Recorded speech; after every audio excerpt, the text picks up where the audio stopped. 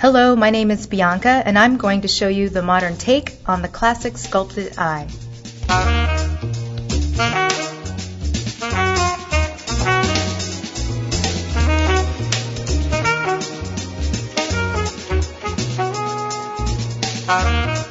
I'm just going to begin by priming the lids first with an eye base that's really not too matte, not too dewy, just something that will clarify the skin tone and texture.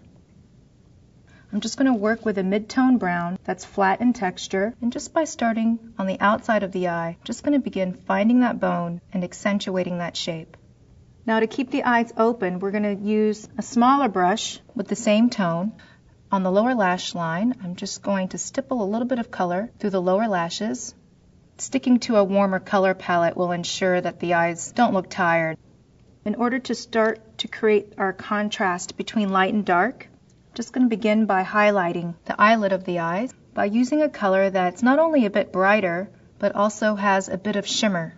And by using a brush that's very full but dense, you'll have a lot of control over this type of texture.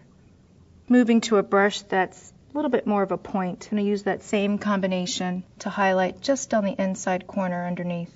This will create a lot of distance, opening up the eyes with using minimal amount of product. For a very sculpted effect, it is nice to pay attention to underneath the brow bone. I'm just going to use a product that has a little bit of slip to it, just using a stiff brush that gives me a lot of control. You can easily build a highlight that's not too strong. Now we're at a great place to pay attention to other details. We're going to begin by curling lashes. Nice firm squeeze. And just by curling lashes, you really open up the eyes. After curling, it's important to just go ahead and apply 1 or 2 coats of mascara, using the tip to really get at the inner corners.